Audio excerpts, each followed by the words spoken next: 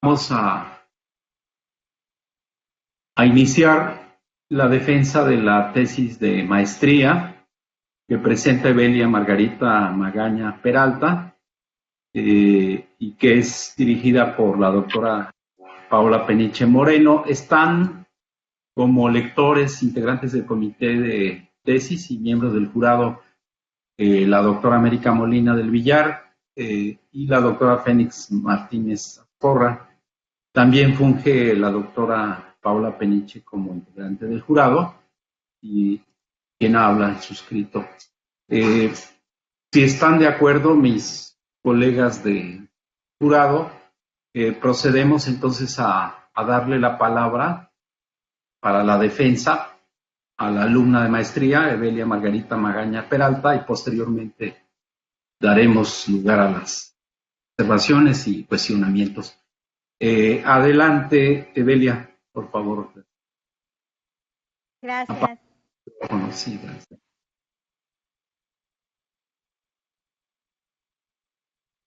Buenas tardes al distinguido sínodo y a las personas que me hacen el honor de acompañarme hoy. Bueno, la tesis que voy a defender lleva por título La medicalización de la prostitución y la salud pública en Yucatán, 1991-1915. Asesora la doctora Paola Peniche. Paulina, tengo un problema con la... Ya cambió. Bueno, la tesis consta de 3 capitulados, 4 apartados en la introducción, 3 capitulados, más los anexos. En la introducción se discuten lo que son las cuestiones pertinentes al estado del arte y la pertinencia de la tesis, tiempo y espacio, el contexto histórico de Mérida y la metodología y enfoque teórico. Está un poco lenta la presentación. No sé qué está pasando. Ya.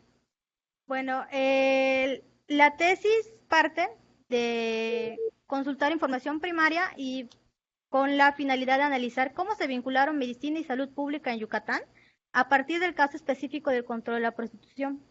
Durante el transcurso de la tesis se trata de explicar 2 procesos intrínsecamente relacionados y que fueron muy característicos de la última fase del porfiriato, que son la medicalización de la salud pública y como segundo proceso la medicalización de la prostitución. La tesis se sustenta en lo que es la nueva historia de la medicina propuesta por Armus,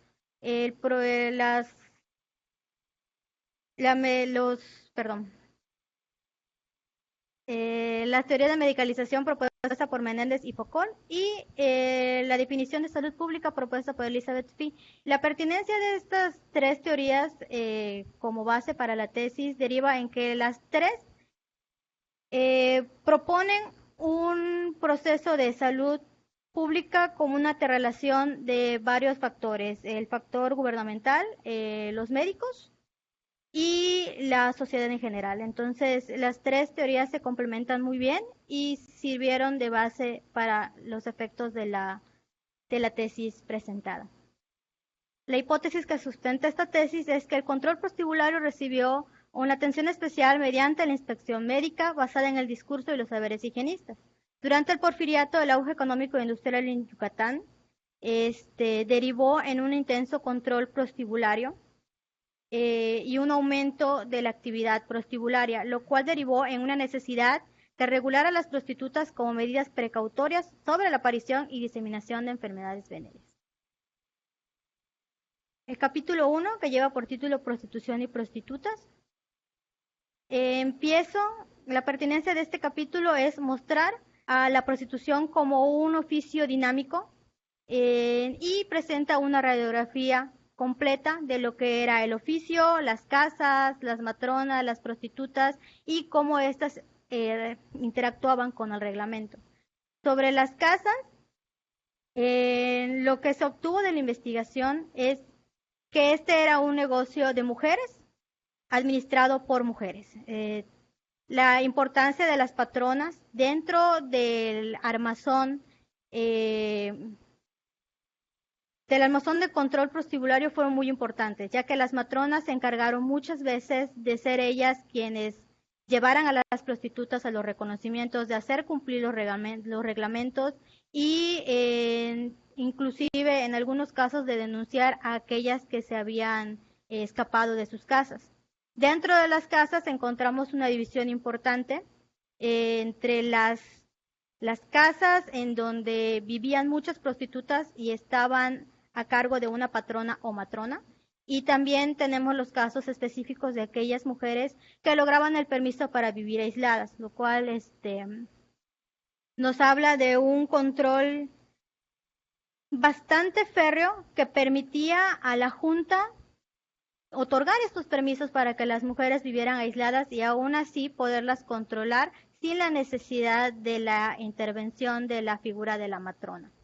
Sobre las prostitutas, el capítulo ofrece primero una definición de lo que era una prostituta, se tomaba como una mujer que estaba entregada a los placeres carnales o a la liviandad, como ellos mismos las definen. Presenta a estas mujeres y la relación que ellas mantenían con la Junta. Y las presenta como unas mujeres que conocían sus derechos, que conocían sus obligaciones y que utilizaban este conocimiento para entablar relaciones de negociación con los integrantes de la Junta Superior de Sanidad. También en este capítulo se ofrece una gráfica en donde se puede observar las diferentes maneras en las que ellas eran llamadas, lo cual es muy importante porque muestra esta relación de reconocimiento de la Junta hacia ellas, ya que no se les llama de manera despectiva. Hay apelativos como, por ejemplo, que se encuentran en otros lugares, por ejemplo, el apelativo de puta, en Yucatán no se encuentra en el registro. Lo que sí se encuentra son muchas veces que se les dirigen a ellas como señoras. Entonces, eso nos muestra el respeto con el que la Junta las trataba a ellas y, a su vez, el estatus que ellas tenían al conocer sus derechos y estar plenamente reglamentadas. Claro, las que se encontraban reglamentadas. Nos muestra el dinamismo en el que la actividad prostibularia se encontraba, ya que se muestran los permisos y traslados. Los permisos eran estas concesiones que la Junta otorgaba a algunas mujeres para poderse mover por algunos días, semanas o meses con la condición de regresar a Mérida o a Progreso. Y los traslados que ya de plano cuando estas mujeres se iban a otros lugares a ejercer o a pasar, ahora sí que a vivir ahí sin necesidad de ejercer. La importancia de los permisos y los traslados es que nos muestran estos corredores que ya habían evidenciado otras autoras como Bliss. En este caso llama mucho la atención la movilidad portuaria de Veracruz, Mérida, Progreso, Cuba, lo cual es muy importante, que nos habla de esta movilidad que tenían estas mujeres y de los mercados en las que ellas se movían.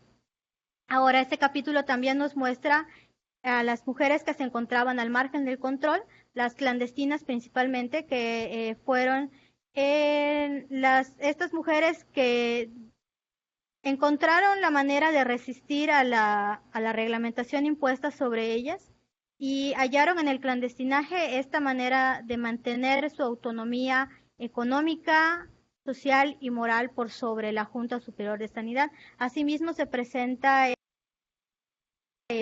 los casos del comercio de menores de edad, que estaba, por supuesto, prohibido, pero que en algunos casos se llegaban a dar, claro, bajo la sombra del clandestinaje, debido a que las mujeres menores de edad no podían, menores de 21 años, no podían inscribirse a la matrícula de mujeres públicas. También se presenta la situación de las prófugas, que eran estas mujeres que escapaban de sus casas de asignación o de las casas registradas en donde vivían aisladas y escapaban del control ginecológico impuesto por la Junta Superior de Sanidad y también de pagar los derechos correspondientes para su inscripción y su mantenimiento dentro de la matrícula de mujeres públicas. Y por último se presenta un apartado en donde se relatan algunas situaciones al margen de la ley, como algunos robos o cuando estas mujeres tenían que presentarse a comparecer ante tribunales ajenos a la Junta Superior de Sanidad.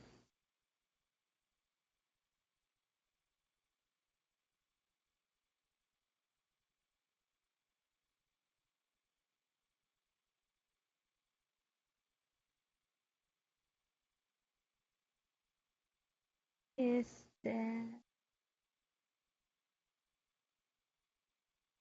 les pido una disculpa por los problemas técnicos que se están presentando.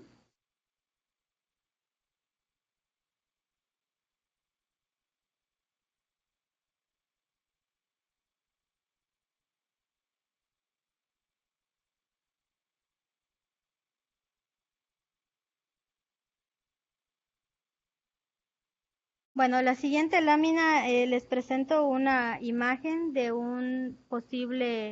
de una posible casa de tolerancia. La presentación se trabó, desgraciadamente no se puede ver, pero esta imagen a mí me gustó mucho y es muy bonita porque ilustra muy bien la dinámica dentro de las casas de tolerancia. La imagen está presente en la tesis, es la imagen 2 que se presenta y bueno, la representación fotográfica muestra una figura central que posiblemente sea la matrona y bueno, ilustraba muy bien esta dinámica interna a los prostíbulos.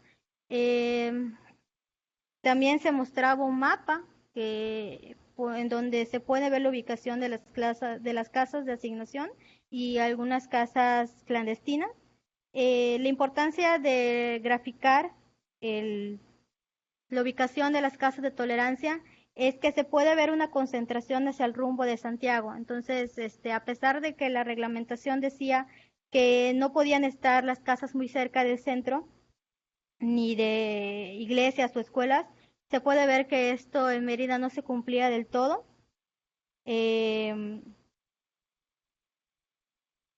Esto no se cumplía del todo y que estaban realmente muy cerca de las de los de los lugares centrales en los barrios. Por ejemplo, en el barrio de Santiago hay una que está muy cerca de la iglesia. De hecho, está según la dirección encontrada en los libros de la Junta Superior de Sanidad, se encontraba en la contraesquina de la iglesia y de la Plaza Central de Santiago.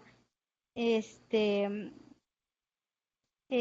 bueno, el capítulo 2, que es el capítulo que habla sobre medicina y salud pública, que es un capítulo muy importante porque relata, bueno, la manera en la que se fue cientificando la medicina en México y en Yucatán. Ah, el mapa.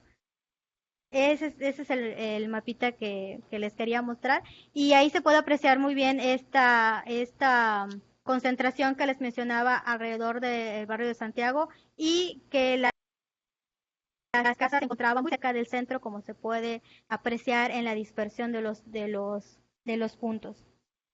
Continuando con la presentación, el capítulo 2 inicia con una presentación breve de lo que es el positivismo porfiriano, la manera en la que las ideas de Comte se fueron afianzando dentro del pensamiento porfiriano y cómo esta idea de progreso y modernización se vinculó con la salud pública y con la cientificación de la salud pública.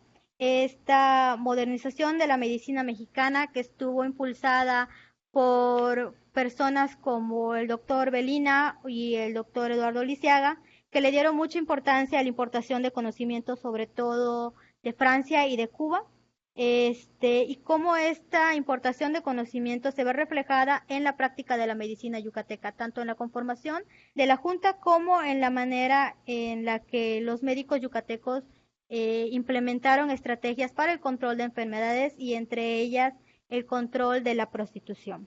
se presenta este cambio de pensamiento, este cambio de paradigma que va desplazando la teoría miasmática que estuvo muy presente en el siglo XIX y como a principios del siglo XX la bacteriología y la biomedicina ganaron mucho espacio dentro de la medicina mexicana. Se presenta una radiografía de la Junta Superior de Sanidad mostrando los tópicos y temas a los que se abocaban. Principalmente se enfocaron en el control de las enfermedades infectocontagiosas y en cuando estas estaban ya controladas o se veía disminuido el efecto nocivo que tenían sobre la sociedad yucateca, habían otros tópicos que estaban bastante sustentados en las bases de la bacteriología, inspecciones de lugares donde se expendían artículos comestibles como leche, carne, molinos de grano, inspecciones de hoteles, de casas de huéspedes, lavanderías, de la penitenciaría Juárez, muy importante la comisión de desinfección, sobre todo para evitar la diseminación de enfermedades infectocontagiosas. Y lo que se puede observar entre todos estos tópicos que eran muy importantes para la Junta Superior de Sanidad, porque a pesar de que no se registren en algunos casos en los libros de copiadores de oficios, se sabe que no se desatendían a pesar de haber alguna contingencia como las apariciones esporádicas de la fiebre amarilla y de la viruela. Esto habla de un aspecto medicalizador de la medicina yucateca sobre el control de espacios públicos y privados en el Estado. El capítulo 3 nos habla ya de esta relación que tenía los médicos con las mujeres públicas. El título creo que habla de lo que enfermedades venéreas. Es muy importante señalar este conocimiento profundo que los médicos de la época, los médicos yucatecos, tenían sobre la etiología y el tratamiento de identificación de las enfermedades de transmisión sexual, específicamente el caso de la sífilis, que era tratado como un tema de suma importancia y por lo cual reviste una importancia muy grande el control prostibulario, debido a que las mujeres públicas se tomaba como un medio de diseminación de enfermedades. Entonces, controlarlas, regularlas y mantenerlas vigiladas mediante el reconocimiento ginecológico, que va a ser el arma principal bajo la cual estas mujeres van a permanecer reguladas, era muy importante de mantener. Una situación que muestra mucho el aspecto medicalizador sobre las mujeres públicas es la reclusión de estas, las penas que se imponían cuando estas cometían faltas reiteradas o muy graves a la salubridad pública. Por ejemplo, cuando una mujer faltaba constantemente a los reconocimientos ginecológicos, lo que se hacía era recluirla en un periodo que podía variar de 10 a 30 días y se le recluía no en una cárcel, sino en un hospital o en un asilo, en el Hospital Orán o en el asilo Ayala. El Hospital Orán fue el principal lugar de reclusión, sobre todo hasta 1909, cuando empieza, a partir de 1910, cuando empieza a aparecer el asilo Ayala, en donde además de recluirlas por faltas al reglamento, también se les llegó a recluir por etapas terminales de la sífilis. Entonces funcionaba como un lugar en donde prácticamente las mujeres públicas esperaban el desenlace de la enfermedad. Siguiente diapositiva, por favor. El conocimiento médico sobre las enfermedades venéreas era bastante extenso y el registro de estas era muy importante. En los libros de la Junta se encuentran un abanico de enfermedades que van desde las que están causadas por inflamaciones, las que son causadas por hongos y las que son derivadas de la sífilis. Este último grupo es muy importante porque yo esperaba encontrar un número mucho más alto de mujeres reportadas como sifilíticas. Sin embargo, solo se encuentran 21 mujeres reportadas con esta enfermedad. Pero En el capítulo se desglosan algunas de estas enfermedades que se reportan aparte como chancros, escoriaciones, vegetaciones, gonorrea, la ataxia locomotriz progresiva. Son enfermedades que se pueden, padecimientos que se pueden identificar en las etapas de desarrollo de la sífilis. Recordamos que la sífilis tiene 3 etapas de latencia y en la primera etapa, por ejemplo, el chancro es el signo característico de la aparición temprana de la sífilis. Entonces, a pesar de que el número neto de mujeres reportadas como sifilíticas son del 21%, la realidad es que este número es mucho mayor al que se reporta, solamente que se reportan estos padecimientos de manera separada. Siguiente, por favor. El tratamiento de la sífilis también muestra este aspecto modernizador, ya que al principio se encuentra este tratamiento mercurial, que es el tratamiento con el que se comenzó a tratar la sífilis. Se sabe que es un medicamento que tiene muchas contraindicaciones y que derivaba en padecimientos peores para las mujeres. Y posteriormente se adopta la medicación por Salvarsan, que es este medicamento que fue elaborado por Paul Ehrlich y que para mí fue muy interesante ver este desarrollo y este pase de medicar con mercurio a medicar con Salvarsan, porque se muestra esta modernización que vivió la medicina yucateca, que para nada estaba alejada de lo que pasaba ni en el centro del país ni en lo que pasaba en el resto del mundo, sobre todo que estaban muy al tanto de los avances en la medicina francesa, cubana y estadounidense, sobre todo teniendo mucho contacto con la ciudad de Nueva York. Sobre las consideraciones finales,